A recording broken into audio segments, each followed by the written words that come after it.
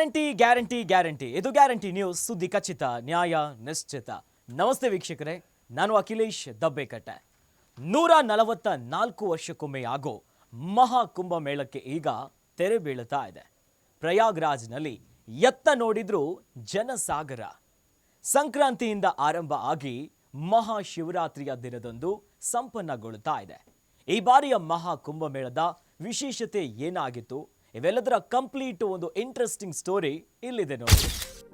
ಪ್ರಯಾಗ್ರಾಜ್ನಲ್ಲಿ 144 ವರ್ಷಗಳಿಗೊಮ್ಮೆ ನಡೆಯುವ ವಿಶ್ವದ ಅತಿ ದೊಡ್ಡ ಧಾರ್ಮಿಕ ಸಭೆ ಅಂತಾನೆ ಕರೆಸಿಕೊಳ್ಳುವ ಮಹಾ ಕುಂಭಮೇಳಕ್ಕೆ ತೆರೆ ಬೀಳ್ತಾ ಇದೆ.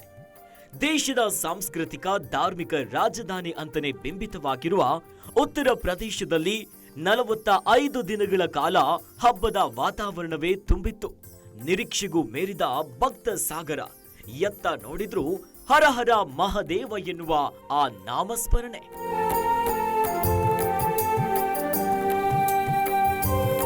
ಒಂದು 1000 ಜನ ಸೇರುವ ಕಾರ್ಯಕ್ರಮದಲ್ಲೇ ನೂಕುನುಗ್ಗಲು ಆಗುವ ಸಾಧ್ಯತೆಗಳಿರ್ತವೆ. ಇನ್ನು ವ್ಯವಸ್ಥೆಯ ಬಗ್ಗೆ ದೂಷಿಸುವ ಮಾತುಗಳು ಸಾಮಾನ್ಯ. ಹೀಗಿರುವಾಗ ಕುಂಭ ಮೇಳ ಸ್ವಾಗತಿಸಿದ್ದು 64 ಕೋಟಿ ಭಕ್ತ ಸಾಗರವನ್ನ. ಎಲ್ಲಿಯೂ ಪಾವಿತ್ರ್ಯತೆಗೆ ಧಕ್ಕೆಯಾಗದ ಹಾಗೆ ಸನಾತನ ಧರ್ಮದ ದೊಡ್ಡ ಹಬ್ಬ ಯಶಸ್ವಿಯಾಗಿ ಸಂಪನ್ನಗೊಳ್ಳುತ್ತಿದೆ.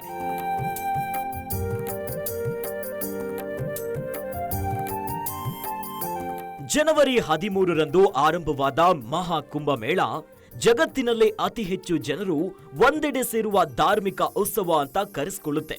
ಭಾರತೀಯರು ಮಾತ್ರ ಅಲ್ಲ, ವಿದೇಶಿಗರು ಸಹ ತ್ರಿವೇಣಿ ಸಂಗಮದಲ್ಲಿ ಮಿಂದೆದ್ದಿದ್ದಾರೆ.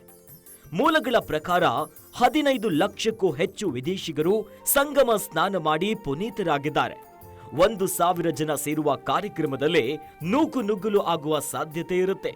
ಹೀಗಿರುವಾಗ ಒಂದಿಷ್ಟು ಕೂಡ ಅವ್ಯವಸ್ಥೆ ಆಗದಂತೆ ನೋಡಿಕೊಂಡಿದೆ. ಅದರಲ್ಲೂ ಭಾಷೆ, ಗಡಿ, ಸಂಪ್ರದಾಯ, ಸಂಸ್ಕೃತಿ, ಆಚಾರ ವಿಚಾರಗಳ ಹಂಗಿಲ್ಲದೆ ಕೋಟ್ಯಾಂತರ ಭಕ್ತರು ಒಂದೆಡೆ ಸೇರಿದರೆ ಅಲ್ಲಿ ಎಷ್ಟು ಅಚ್ಚುಕಟ್ಟಿನ ಎಚ್ಚರವಿದ್ರೂ ಕೂಡ ಸಾಕಾಗೋದಿಲ್ಲ. ಹೀಗಿರುವಾಗ 45 ದಿನಗಳ ಕಾಲ ನಡೆಯುವ ಕುಂಭಮೇಳಕ್ಕೆ 45 ಕೋಟಿ ಭಕ್ತರು ಆಗಮಿಸಬಹುದನ್ನೋ ಲೆಕ್ಕಾಚಾರವನ್ನ ಉತ್ತರ ಪ್ರದೇಶದ ಸರ್ಕಾರ ಹಾಕಿಕೊಂಡಿತ್ತು. ನಿರೀಕ್ಷೆಗಿಂತ 45% ಅಧಿಕ ಸಂಖ್ಯೆಯಲ್ಲಿ ಭಕ್ತರು ಆಗಮಿಸಿದ್ರು. ಕುಂಭಮೇಳಕ್ಕೆ ಬರೋಬ್ಬರಿ 64 ಕೋಟಿಗೂ ಹೆಚ್ಚು ಭಕ್ತರು ಆಗಮಿಸಿ ಸಂಗಮದಲ್ಲಿ ಪುಣ್ಯ ಸ್ನಾನವನ್ನ ಮಾಡಿದ್ದಾರೆ ಅಂತ ಅಂಕಿ ಅಂಶಗಳು ಹೇಳುತ್ತಿವೆ.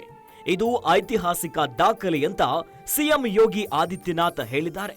ಜೊತೆಗೆ ದೇಶದಲ್ಲಿರುವ ಅರ್ಧದಷ್ಟು ಸನಾತನಿ ಕುಂಭಮೇಳಕ್ಕೆ ಆಗಮಿಸಿದ್ದಾರೆ ಅಂತ ಹೇಳಿದ್ದಾರೆ. ಕೊನೆ ದಿನ ಅಂದ್ರೆ ಮಹಾಶಿವರಾತ್ರಿಯಂದು 1 ಕೋಟಿ ಭಕ್ತರು ಸೇರಿದ್ರೆ 65 ಕೋಟಿಗೆ ತಲುಪುತ್ತೆ. ಇದು ಕುಂಭದ ಇತಿಹಾಸದಲ್ಲೇ ದಾಖಲೆಯಾಗಿದೆ. ಇನ್ನು ಮಹಾಕುಂಭ ಮೇಳಕ್ಕೆ ಕುಂಭ ನಗರ ಎನ್ನುವ ತಾತ್ಕಾಲಿಕ ನಗರವನ್ನೇ ಮಾಡಲಾಗಿತ್ತು. 2019ರಲ್ಲಿಯೂ ಪ್ರಯಾಗ್ರಾಜ್ನಲ್ಲಿ ಕುಂಭಮೇಳ ನಡೆದಿತ್ತು. ಆದ್ರೆ ಈ ಬಾರಿ ನಡೆದಿರೋದು ಮಹಾಕುಂಭಮೇಳ. ಕಳೆದ ಸಲ 7,900 ಎಕರೆ ಜಾಗದಲ್ಲಿ ಕುಂಭಮೇಳವನ್ನ ಆಯೋಜಿಸಲಾಗಿತ್ತು. ಆದ್ರೆ ಈ ಸಲ ಅದನ್ನ 25% ಹೆಚ್ಚಿಸಲಾಗಿದೆ. ಸುಮಾರು 10,000 ಎಕರೆ ವಿಸ್ತೀರ್ಣ ಜಾಗದಲ್ಲಿ ಉತ್ಸವವನ್ನ ಆಯೋಜಿಸಲಾಗಿದೆ. ಕಳೆದ ಬಾರಿ 3,500 ಕೋಟಿ ರೂಪಾಯಿ ವೆಚ್ಚದಲ್ಲಿ ಕುಂಭಮೇಳ ನಡೆದಿತ್ತು. ಆದ್ರೆ ಈ ಸಲ ಅದಕ್ಕೂ ದುಪ್ಪಟ್ಟು ಖರ್ಚಾಗಿದೆ. ಸುಮಾರು 7,500 ಕೋಟಿ ರೂಪಾಯಿ ಬಳಸಲಾಗಿದೆ. 2019ರಲ್ಲಿ ಘಾಟ್ಗಳ ಉದ್ದ 8 ಕಿಲೋಮೀಟರ್, ಈ ಬಾರಿ 12 ಕಿಲೋಮೀಟರ್ ಹೆಚ್ಚಿಸಲಾಗಿದೆ. ಇನ್ನು ತ್ರಿವೇಣಿ ಸಂಗಮದಲ್ಲಿ 64 ಕೋಟಿ ಭಕ್ತರು ಪುಣ್ಯ ಸ್ನಾನವನ್ನ ಮಾಡಿದ್ದಾರೆ. ಇದು ಅಮೆರಿಕ ಮತ್ತು ಕೆನಡಾ ಜನಸಂಖ್ಯೆಗಿಂತಲೇ ಅಧಿಕ ಆಗಿದೆ. ಅಮೆರಿಕದ ಜನಸಂಖ್ಯೆ 34 ಕೋಟಿ, ಇನ್ನು ಕೆನಡಾ 4 ಕೋಟಿ ಜನಸಂಖ್ಯೆಯನ್ನ ಹೊಂದಿದೆ. ಈ ಮೂಲಕ ಭಕ್ತ ಸಾಗರವೇ ಈ ಬಾರಿಯ ಮಹಾ ಕುಂಭಮೇಳದಲ್ಲಿ ಮಿಂದೆದ್ದಿದ್ರು. ಇಷ್ಟೇ ಎಲ್ಲ ನೋಡಿ, ತ್ರಿವೇಣಿ ಸಂಗಮದ ಸ್ಥಾನ ಅದೆಷ್ಟು ಸೊಗಸು, ಅಷ್ಟೇ ಚಂದ ನಾಗ ಸಾಧುಗಳು, ಸನ್ಯಾಸಿಗಳನ್ನ ಕಣ್ತುಂಬಿಕೊಳ್ಳೋದು. ಭೇದವಿಲ್ಲದೆ ಕೇವಲ ಭಕ್ತಿಯ ಆರಾಧನೆಯ ಒಂದೇ ಮಾನದಂಡದಿಂದ ಉತ್ಸವದಲ್ಲಿ ಸುಮಾರು 7,000ಕ್ಕೂ ಹೆಚ್ಚು ಮಹಿಳೆಯರು ಸನ್ಯಾಸ ದೀಕ್ಷೆಯನ್ನ ಪಡೆದಿದ್ದು ವಿಶೇಷ. ಈ ಪೈಕಿ ಬಹುತೇಕ ವಿದ್ಯಾವಂತರೇ ಹೆಚ್ಚು. ಅಂಕಿ ಅಂಶದ ಪ್ರಕಾರ ಕುಂಭಮೇಳಕ್ಕೆ ಬರುವ ಪ್ರತಿ 10 ಜನರ ಪೈಕಿ 4 ಮಹಿಳೆಯರು.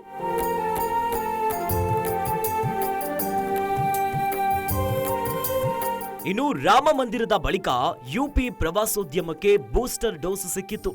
ಕುಂಭಮೇಳದಿಂದ ವೇಗವನ್ನ ಕೂಡ ಪಡೆಯಿತು. ಕುಂಭಮೇಳದ ಅವಧಿಯಲ್ಲಿ ಅಯೋಧ್ಯೆ, ವಾರಣಾಸಿ, ಕಾಶಿಗಳಲ್ಲಿ ಭಕ್ತರ ಸಂಖ್ಯೆ ದುಪ್ಪಟ್ಟಾಯಿತು. ಸಾಕ್ಷಿ ಎನ್ನುವಂತೆ ಜನವರಿ 26ರಂದು ಒಂದೇ ದಿನ 25 ಲಕ್ಷ ಭಕ್ತರು ಅಯೋಧ್ಯೆಗೆ ಭೇಟಿ ನೀಡಿದ್ರು. 52 ದಿನದಲ್ಲಿ ಅಯೋಧ್ಯೆಗೆ 16 ಕೋಟಿ ಭಕ್ತರು ಭೇಟಿ ನೀಡಿದ್ದಾರೆ. ಒಟ್ಟಲ್ಲಿ ಉತ್ತರ ಪ್ರದೇಶದ ಪ್ರಯಾಗ್ರಾಜ್ನಲ್ಲಿ ನಡೀತಾ ಇರೋ ಈ ಮಹಾ ಕುಂಭಮೇಳ ಜನವರಿ 13ರಂದು ಆರಂಭವಾಗಿ ಫೆಬ್ರವರಿ 26 ಮಹಾ ಶಿವರಾತ್ರಿಯಂದು ಮುಕ್ತಾಯಗೊಳ್ಳುತ್ತಾ ಇದೆ. ನೋಡಿದ್ರಲ್ಲ ವೀಕ್ಷಕರೇ, ಮಹಾ ಕುಂಭಮೇಳ ಜಗತ್ತಿನ ಅತಿ ದೊಡ್ಡ ಧಾರ್ಮಿಕ ಉತ್ಸವಕ್ಕೆ ಈಗ ತೆರೆ ಬೀಳ್ತಾ ಇದೆ. ಇನ್ನಷ್ಟು ಸುದ್ದಿಗಾಗಿ ನೋಡ್ತಾ ಇರಿ ಗ್ಯಾರಂಟಿ ನ್ಯೂಸ್. ಗ್ಯಾರಂಟಿ ನ್ಯೂಸ್, ಸುದ್ದಿ ಖಚಿತ, ನ್ಯಾಯ ನಿಶ್ಚಿತ.